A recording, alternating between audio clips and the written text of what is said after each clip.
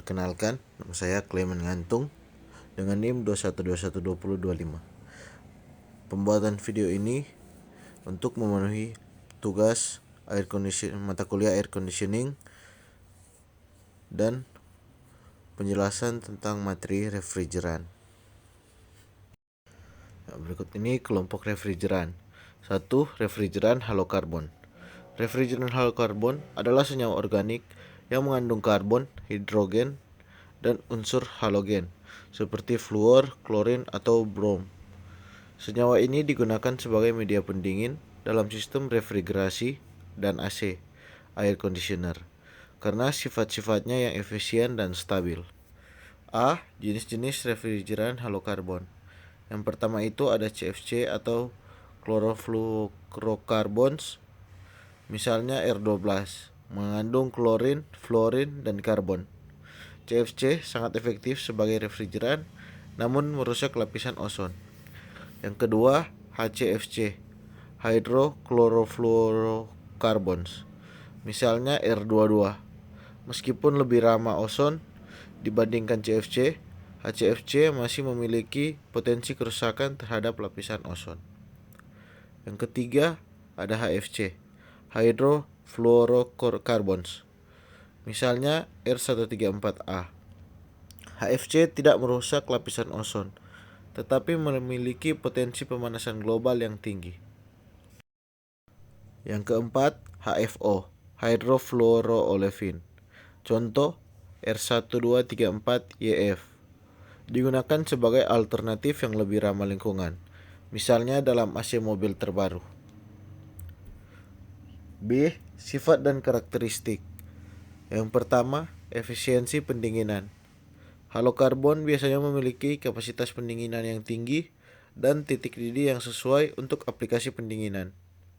Yang kedua, stabilitas kimia. Mereka relatif stabil di atmosfer, tetapi dapat berkontribusi pada pemanasan global jika terlepas ke lingkungan. Selanjutnya ada refrigeran senyawa organik cyclic. Refrigeran senyawa organik cyclic adalah kelompok refrigeran yang memiliki struktur molekul berbentuk cyclic atau melibatkan cincin. Senyawa ini sering digunakan dalam aplikasi pendinginan karena sifat-sifatnya yang efisien. A. Contoh refrigeran cyclic. 1. Karbokarbona, cyclopentane, dan cycloheksane. Sering digunakan sebagai bahan pendingin alternatif. Mereka memiliki karakteristik yang baik dan dapat digunakan dalam sistem pendinginan yang lebih ramah lingkungan. Kedua, senyawa aromatik seperti benzena dan toluena. Meskipun lebih jarang digunakan sebagai refrigeran, beberapa senyawa ini dapat memiliki aplikasi dalam sistem pendinginan khusus. B. Karakteristik. 1. Stabilitas. Refrigeran cyclic umumnya stabil dalam berbagai kondisi operasi. Kedua, efisiensi energi. Memiliki kapasitas pendinginan yang lebih baik dan efisiensi termal yang tinggi. Ketiga, ramah lingkungan. Banyak senyawa cyclic memiliki potensi dampak lingkungan yang lebih ramah dibandingkan dengan halokarbon tradisional. Selanjutnya adalah refrigeran azeotrop. Refrigeran azeotrop adalah campuran dua atau lebih zat yang memiliki sifat unik. Ketika diluapkan atau dikondensasikan, campuran ini berperilaku seperti satu tunggal. Hal ini terjadi karena campuran tersebut memiliki titik didih yang konstan pada proporsi tertentu dari komponen-komponennya. Pada titik azeotropik, fase cair dan uap memiliki komposisi yang sama, sehingga mereka tidak dapat dipisahkan dengan distilasi sederhana. Ciri-ciri refrigeran azeotrop. 1. Titik didih konstan. Campuran azeotrop mendidih pada suhu yang tetap, tanpa perubahan komposisi antara fase cair dan uap. Tidak ada perubahan komposisi selama transisi dari cair ke gas atau sebaliknya. Yang kedua, tidak ada glide suhu. Berbeda dengan campuran refrigeran azeotrop yang memiliki glide suhu atau kisaran suhu ketika mendidih atau menguap. Refrigeran azeotrop mendidih pada satu suhu tertentu tanpa variasi selama fase perubahan. Yang ketiga, stabilitas komposisi. Karena komposisi campuran azeotrop tetap konstan selama penguapan atau kondensasi, mereka lebih stabil dalam penggunaannya. Ini membuatnya lebih mudah untuk dirancang dalam sistem pendingin. Contoh refrigeran azeotrop. 1R500. Campuran dari R12 diklorofluorometana dan R152A difluorometana. Digunakan di beberapa sistem refrigerasi, tetapi kini mulai ditinggalkan karena R12 adalah zat yang merusak ozon. Yang kedua, R502. Campuran dari R22 klorodifluorometana dan R115 kloropentafluoroetana. Dulunya sering digunakan dalam sistem refrigerasi suhu rendah seperti freezer komersial. Sama seperti R22, penggunaannya dibatasi karena merusak ozon. Selanjutnya, refrigeran zeotrop. Refrigeran zeotrop atau non-azeotrop adalah campuran dari dua atau lebih refrigeran yang memiliki sifat berbeda dari refrigeran azeotrop. Dalam campuran zeotrop, komponen-komponen refrigeran menguap dan mengembun pada suhu yang berbeda, sehingga komposisinya berubah selama proses penguapan atau kondensasi. Ini menghasilkan fenomena yang dikenal sebagai glide suhu. A. Ciri-ciri refrigeran zeotrop. 1. Glide suhu. Campuran zeotrop mengalami perubahan suhu selama transisi fase dari cair ke gas atau sebaliknya, meskipun berada pada tekanan konstan. Ini terjadi karena komponen-komponennya mendidih dan menguap pada suhu yang berbeda-beda. Akibatnya, penguapan dan kondensasi terjadi pada rentang suhu, bukan pada satu titik tetap seperti pada campuran azeotrop. Yang kedua, perubahan komposisi. Selama fase transisi, penguapan atau kondensasi, komposisi cairan dan uap tidak sama. Ini menyebabkan komponen yang lebih mudah menguap cenderung mendidih terlebih dahulu, dan komposisi refrigeran dapat berubah dalam sistem. Yang ketiga, tekanan dan suhu variabel.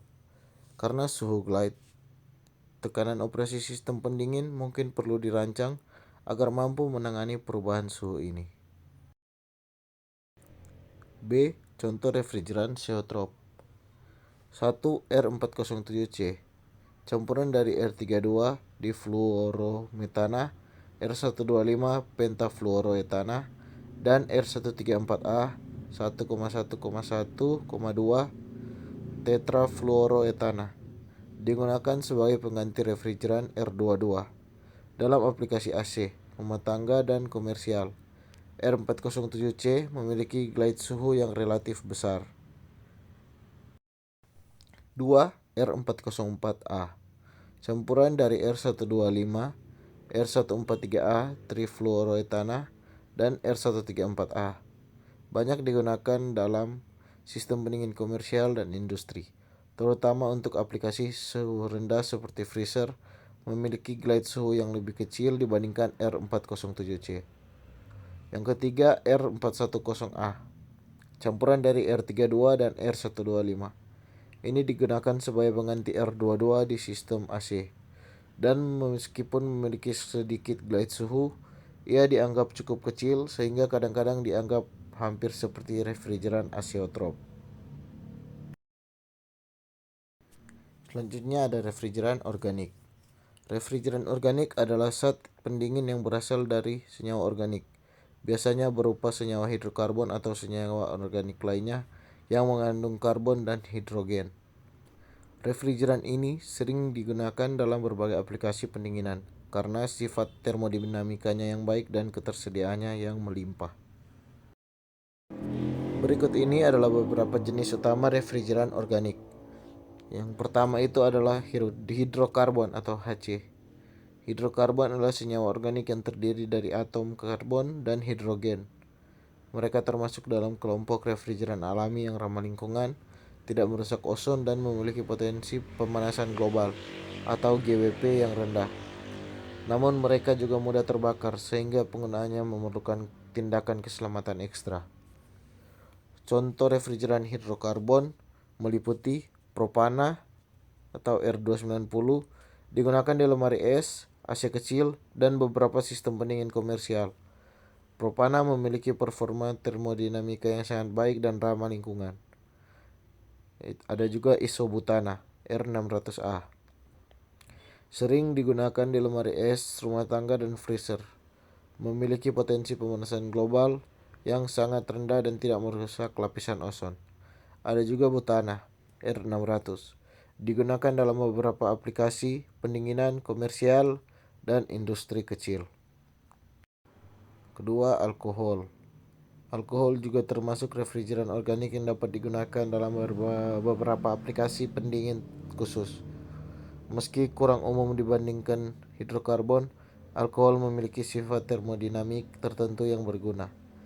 Contohnya metanol R40. Kadang-kadang digunakan sebagai refrigeran, tetapi juga memiliki toksisitas yang lebih tinggi sehingga penggunaannya terbatas. 3. Ester dan ether. Senyawa ester dan ether juga merupakan senyawa organik yang dapat digunakan sebagai refrigeran dalam aplikasi tertentu. Dimethyl ether atau DME. DME kadang digunakan sebagai refrigeran organik alternatif. Ini memiliki performa yang baik dalam sistem bertekanan rendah, tetapi mudah terbakar. Selanjutnya, refrigeran anorganik. Refrigeran anorganik adalah zat pendingin yang berasal dari senyawa kimia anorganik. Artinya mereka tidak berbasis senyawa karbon hidrogen seperti refrigeran organik. Refrigeran ini telah digunakan selama bertahun-tahun dalam berbagai aplikasi pendinginan dan tetap populer dalam sistem industri dan komersial tertentu karena karakteristiknya yang unik. Berikut adalah beberapa jenis refrigeran anorganik yang umum digunakan. 1. Amonia R717. Amonia atau NH3 adalah salah satu refrigeran tertua dan paling efisien. Digunakan secara luas dalam sistem pendinginan industri seperti di pabrik makanan, penyimpanan dingin, dan proses pendinginan skala besar. Keuntungan, amonia sangat efisien dalam memindahkan panas dan memiliki efek lingkungan yang rendah, tidak merusak ozon, dan memiliki potensi pemanasan global yang hampir nol. Kekurangan, amonia bersifat toksik dan korosif, sehingga memerlukan sistem yang sangat terkontrol dan aman untuk menghindari kebocoran. Ini juga tidak cocok untuk digunakan dalam sistem pendingin rumah tangga karena bahaya keamanannya. 2. Karbon dioksida R744. CO2 adalah refrigeran anorganik alami yang juga digunakan dalam berbagai aplikasi, termasuk pendinginan komersial, transportasi, dan pendinginan industri. Keuntungan CO2 sangat ramah lingkungan dengan GWP yang sangat rendah dan tidak merusak ozon. CO2 juga memiliki sifat termodinamika yang sangat baik, memungkinkan efisiensi tinggi dalam aplikasi tertentu, terutama pada sistem bertekanan tinggi. Kekurangan, CO2 bekerja pada tekanan yang sangat tinggi, yang memerlukan peralatan khusus dan lebih mahal untuk memastikan keamanan dan keandalannya. Selain itu, efisiensinya bisa lebih rendah di iklim yang sangat panas. Ketiga, air R718. Air adalah refrigeran alami yang dapat digunakan dalam sistem pendinginan berbasis siklus Brayton atau siklus gas. Meskipun jarang digunakan dalam aplikasi umum karena sifat termodinamikanya yang kurang efisien dibandingkan dengan refrigeran lain. Keuntungan, air mudah didapat, murah, dan benar-benar ramah lingkungan. Tidak ada risiko toksisitas atau potensi pemanasan global.